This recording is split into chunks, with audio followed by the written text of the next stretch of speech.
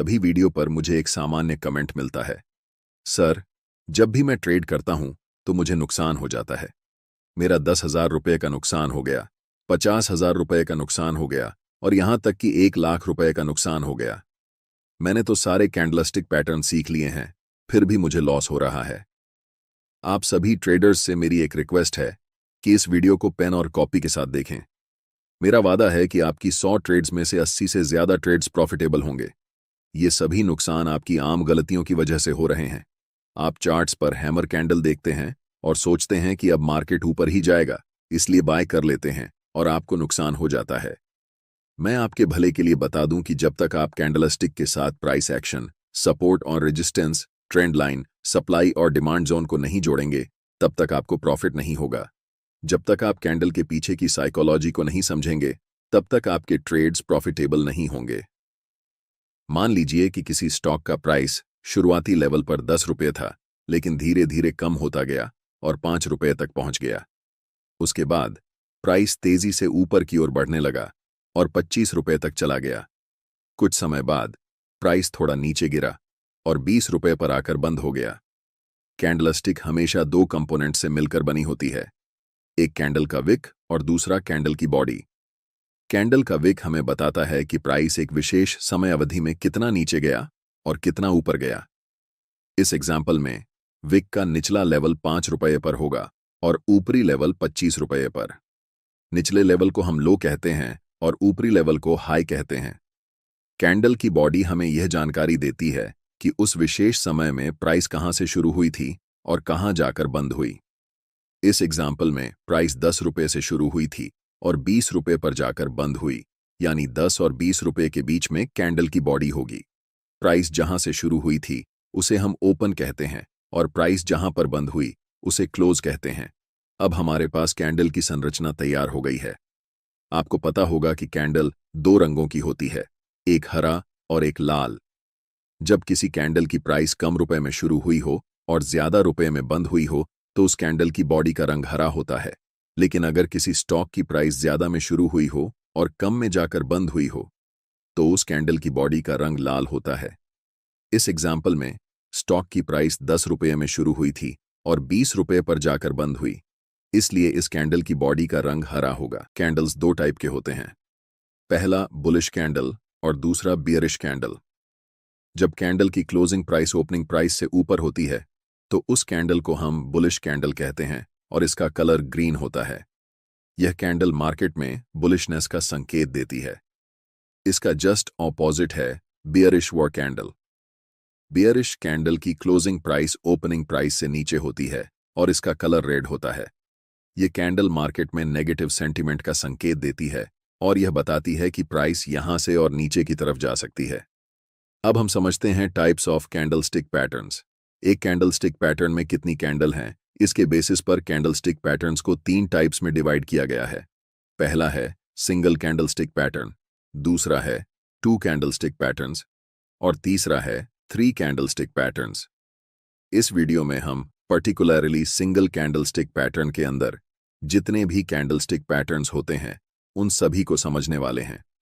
जैसा कि single candlestick pattern के नाम में ही सिंगल वर्ड शामिल है, इससे पता चलता है कि इस पैटर्न में सिर्फ एक कैंडल होगी और total 7 most popular single candlestick patterns जो कि चार्ट्स पर सबसे ज्यादा एक्यूरेटली रिजल्ट देते हैं, हम उन्हें समझेंगे।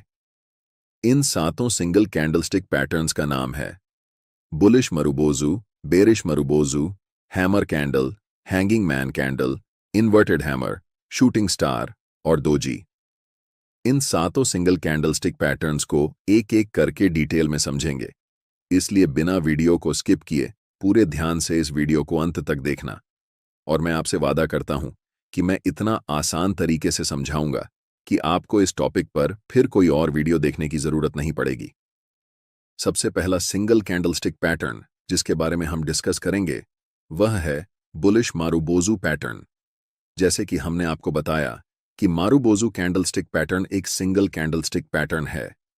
ये कैंडल एक लंबी ग्रीन बुलिश कैंडल होती है जिसमें विक ना के बराबर होता है। अगर आप कैंडल के अपर विक पर भी ध्यान दें और लोअर विक पर भी ध्यान दें तो आपको बहुत छोटी विक नजर आएगी। इसका मतलब होता है कि कैंडल की ओपनिंग कैंडल के लो के बराबर में या फिर बहुत नजदीक होती है और कैंडल की क्लोजिंग कैंडल के हाई के बहुत आसपास या बराबर में होती है। इसीलिए कैंडल में कोई भी विक नहीं बनता। इस कैंडल को मार्केट में बहुत स्ट्रॉन्ग साइन के रूप में देखा जाता है कि अब इस कैंडल के बाद मार्केट यहां से ऊपर जाने वाली है, यानी कि यह कैंडल मार्केट में बुलिशनेस का एक बहुत स्ट्रॉन्ग सिग्नल है। अब जानते हैं कि अगर आपको चार्ट्स पर मरुबोजू कैंडल दिखती है तो आपकी अप्रोच क्या होनी चाहिए उसे ट्रेड करने के लिए। मैंने आपको पहले ही बताया कि कोई भी कैंडलस्टिक पैटर्न बिना प्राइस एक्शन के अधूरा होता है। सिर्फ कैंडलस्टिक को देखकर ट्रेड करना यह ट्रेडर्स का सबसे बड़ा मिस्टेक होता है। लेकिन अगर यह कैंडल किसी स्पेसिफिक लेवल पर बने तो यह हमारे लिए ट्रेड करने का एक अच्छा अपॉर्चुनिटी हो सकता है। इस कैंडल के लिए यह इंपॉर्टेंट लेवल है सपोर्ट लेवल। अगर चार्ट में किसी इंपॉर्टेंट सपोर्ट लेवल पर बुलिश मरुबोजू कैंडलस्टिक पैटर्न बनता है तो हम यहां से अपसाइड की तरफ लॉन्ग ट्रेड में एंट्री करने की प्लानिंग कर सकते हैं। अब हम बात करते हैं बेरिश मरुबोजू पैटर्न की। यह कैंडल एक लंबी रेड बेयरिश कैंडल होती है और इस कैंडल में कोई भी विक नहीं रहता है या फिर ना के बराबर होता है, यानी कि वह नेग्लिजिबल होता है। इस कैंडल की ओपनिंग कैंडल के हाई के बहुत पास या फिर बराबर में होती है और कैंडल की क्लोजिंग उसी कैंडल के लो के बहुत पास या फिर कैंडल के लो के बराबर में होती है। और यही कारण है कि इस कैंडल की विक दिखाई नहीं देती। इस कैंडल से हमें मार्केट की बेरिशनेस का पता चलता है। यह हमें एक संकेत देती है कि इस समय मार्केट में बायर्स कमजोर हैं और सेलर्स बहुत ज्यादा मजबूत हैं। अगर यह कैंडल किसी स्पेसिफिक लेवल पर बने, जैसे रेजिस्टेंस लेवल पर, तो यह हमारे लिए एक बेरिश ट्रेड की अपॉर्चुनिटी हो सकती है। यह कैंडल बेरिश मार्केट का सबसे स्ट्रॉन्ग सिग्नल होता है। ऐसे कैंडल को देखकर हमें मार्केट में अलर्ट होना चाहिए। हम इसे लाइव एग्जाम्पल के साथ समझते हैं। यह एक इंपॉर्टेंट रेजिस्टेंस लेवल है और यहां पर हमें एक स्ट्रॉन्ग बेरिश मारुबोजू कैंडल दिखती है। इस कैंडल को ट्रेड करने के लिए सिंपली हम इस कैंडल के लो पर एक लाइन मार्क करेंगे। अगली कैंडल जब भी इस कैंडल के लो को ब्रेक करके नीचे जाएगी तब हम सेल साइड एंट्री लेंगे। ट्रेड में हमारा स्टॉप लॉस इसी कैंडल के हाई पर होगा और टारगेट नियरेस्ट सपोर्ट लेवल पर। ध्यान रखें, सिर्फ कैंडलस्टिक को देखकर ट्रेड नहीं लेना चाहिए। जब तक आपको रेजिस्टेंस लेवल यहां पर नहीं दिखे तब तक आप ट्रेड में एंट्री करने की मत सोचें, क्योंकि रैंडम मारुबोजू कहीं पर भी बन सकता है। लेकिन अगर यह कैंडल किसी रेजिस्टेंस लेवल पर बने तो यह हमारे लिए एक हाई विन रेट वाली ट्रेड अपॉर्चुनिटी होती है। अब कौन कौन से स्टॉक्स में यह कैंडलस्टिक बनकर तैयार हो चुकी है। अगला मोस्ट इंपॉर्टेंट कैंडल है हैमर कैंडलस्टिक पैटर्न। इस कैंडल की बॉडी की साइज बहुत छोटी होती है और अपर विक बहुत छोटी या फिर नहीं होती है, लेकिन लोअर विक की साइज बॉडी की कंपैरिजन में 2 से 3 गुना बड़ी होती है। यह कैंडल डाउन ट्रेंड के बाद बनती है और यह हमें संकेत देता है कि प्राइस अब यहां से ऊपर की तरफ जाने वाली है। इसलिए इस कैंडल को हम बुलिश रिवर्सल कैंडलस्टिक पैटर्न के अंदर रखते हैं, क्योंकि यह कैंडलस्टिक प्राइस चार्ट के बॉटम पर बनती है और यहां से प्राइस ऊपर की तरफ जाने के बहुत ज्यादा हाई चांसेस रहते हैं।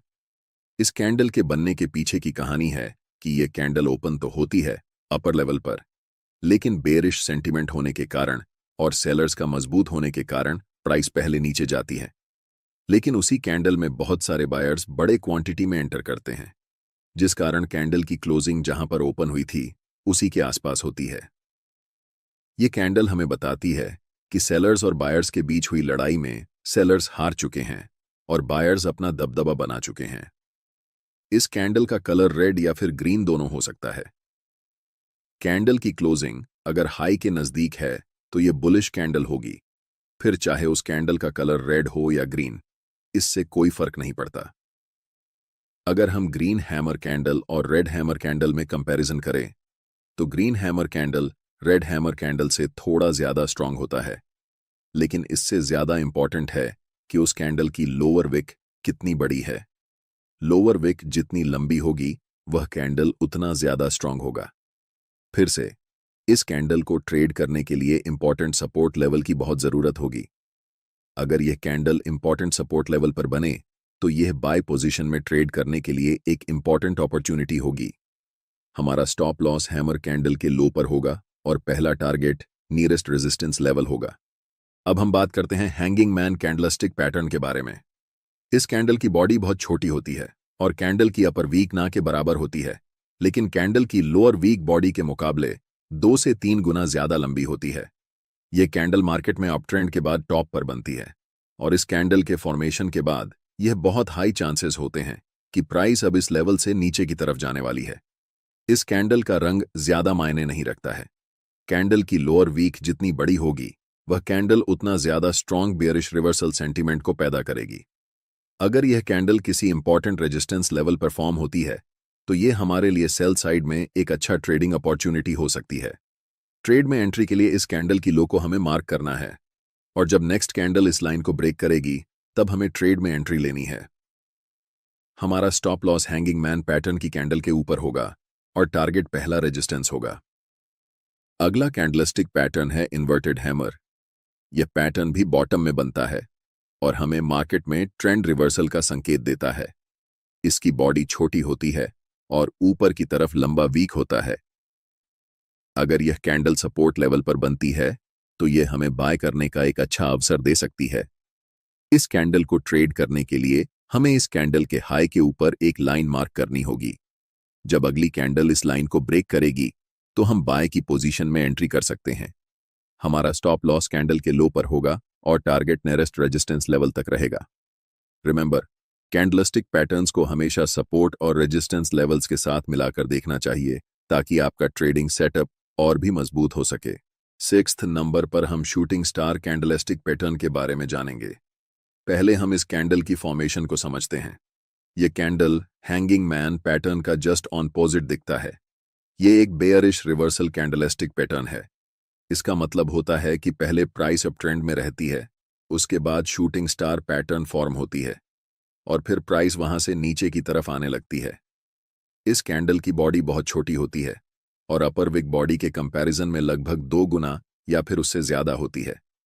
लोअर विक ना के बराबर होती है या बहुत छोटी होती है। इस कैंडल की जितनी बड़ी अपर विक होगी यह कैंडल उतना ज्यादा स्ट्रॉन्ग बेयरिश कैंडल होगा। कैंडल का कलर ज्यादा मैटर नहीं करता, सिर्फ मैटर करती है कि कैंडल की अपर विक कितनी लंबी है। इस कैंडल के बनने के पहले प्राइस अप ट्रेंड में रहती है, यानी कि बायर्स मजबूत रहते हैं। लेकिन यह कैंडल हमें बताती है कि बायर्स पहले तो स्ट्रांग थे लेकिन सेलर्स ने मजबूती से बायर्स को हरा दिया और प्राइस को फिर से वापस जहां ओपन हुई थी वहीं पर क्लोज कर दिया। इस कैंडल में ट्रेड करने के लिए सबसे पहले यह कैंडल एक इंपॉर्टेंट रेजिस्टेंस लेवल पर होनी चाहिए। कैंडल के फॉर्मेशन के बाद अगर next candle shooting star candle की लो को ब्रेक करती है तब हम ट्रेड में सेल साइड एंट्री लेंगे, जिसमें हमारा stop loss shooting star candle के ऊपर होगा और पहला टारगेट नियरेस्ट सपोर्ट लेवल होगा। उसके बाद हम ट्रेल करते जाएंगे। अंत में हम बात करते हैं 7th candlestick pattern doji candlestick pattern के बारे में। बहुत सारे बिगिनर ट्रेडर्स को ये कैंडलस्टिक पैटर्न कॉम्प्लिकेटेड लगता है, लेकिन हम इसे बहुत आसानी से समझने वाले हैं, तो टेंशन लेने की कोई बात नहीं है। डोजी कैंडलस्टिक पैटर्न तब बनता है जब कैंडल की ओपनिंग और क्लोजिंग एक ही प्राइस लेवल पर हो जाए, मतलब प्राइस जहां से ओपन हुई थी वहीं जाकर क्लोज हुई। कैंडल की अपर विक और लोअर विक साइज में वेरी कर सकती है। ऐसा हमेशा नहीं होगा कि यह दोनों इक्वल होंगी। ये कैंडल हमें बताती है कि मार्केट में बायर्स और सेलर्स के बीच बराबर की ताकत है। मतलब बायर्स और सेलर्स न तो कोई हार रहा है और न ही कोई जीत रहा है, दोनों में बराबर ताकत है। इसलिए प्राइस जहां से ओपन हुई थी ऊपर गई, नीचे गई, लेकिन फिर वहीं अंत में जाकर बंद हुई। बहुत सारे प्रोफेशनल ट्रेडर्स इस कैंडल को इंपॉर्टेंट प्राइस रिवर्सल इंडिकेटर के रूप में देखते हैं। सिंपल भाषा में समझें, प्राइस ऊपर की तरफ जा रही है और वहां पर एक इंडिसीजन कैंडल यानी कि डोजी कैंडल बनती है। इसे डिकोड करने की कोशिश करें। प्राइस ऊपर जा रही थी, मतलब बायर्स मजबूत थे और सेलर्स कमजोर थे, लेकिन एक ऐसा पॉइंट आया जहां पर दोनों बराबर हो गए, बायर्स और सेलर्स की ताकत बराबर हो गई। सोचें, अगर ऐसा सिचुएशन एक इंपॉर्टेंट रेजिस्टेंस लेवल पर आए और अगली कैंडल डोजी कैंडल की लो को ब्रेक कर दे तो यहां से हमें डाउनसाइड की रैली दिख सकती है। लो ब्रेक होने पर हम ट्रेड में डाउनसाइड की तरफ एंट्री कर सकते हैं। हमारा स्टॉप लॉस डोजी कैंडल के ऊपर होगा और पहला टारगेट सपोर्ट लेवल होगा। उसके बाद हम स्टॉप लॉस को ट्रेल करते जाएंगे। यह पहली सिचुएशन हुई। यह कैंडल सपोर्ट लेवल पर भी बन सकती है। इस सिचुएशन में प्राइस अगर कैंडल की हाई को ब्रेक कर दे तो यहां से अपसाइड की भी एक रैली देखने को मिल सकती है। सिंपली आप ये समझें कि डोजी कैंडल इंडिकेटर होता है कि मार्केट में बायर्स और सेलर्स की ताकत बराबर हो चुकी है और अब यहां से रिवर्सल के चांसेस अधिक हैं। इस कैंडल की विक की लंबाई के हिसाब से डोजी पैटर्न्स 4 तरह के हो सकते हैं। पहला है स्टैंडर्ड डॉजी। ये कैंडल ट्रेंड के टॉप या फिर बॉटम में बनने पर ट्रेंड रिवर्सल का इंडिकेशन देती है। इसका स्ट्रक्चर प्लस या क्रॉस साइन जैसा होता है। दूसरा है लॉन्ग लेगेड डोजी। इस कैंडल की अपर विक और लोअर विक पहले वाली कैंडल से ज्यादा लंबी होती हैं। तीसरा है ड्रैगन फ्लाई डोजी। इस कैंडल की लोअर विक लंबी होती है और अपर विक ना के बराबर या फिर बहुत छोटी होती है। इसका स्ट्रक्चर इंग्लिश अल्फाबेट टी के आकार का होता है। यह एक बुलिश रिवर्सल कैंडलस्टिक पैटर्न है जो हमें संकेत देता है कि प्राइस यहां से ऊपर की ओर जा सकती है। लास्ट टाइप है ग्रेवस्टोन डोजी। ये कैंडल ड्रैगन फ्लाई के जस्ट ऑपोजिट है। इसकी अपर विक लंबी होती है और लोअर विक ना के बराबर या फिर बहुत छोटी होती है। ये कैंडल एक बेयरिश रिवर्सल कैंडलस्टिक पैटर्न है जो हमें संकेत देती है कि प्राइस अब इस कैंडल के बनने के बाद यहां से नीचे जा सकती है। आज के वीडियो में इतना ही। वीडियो देखने के लिए धन्यवाद।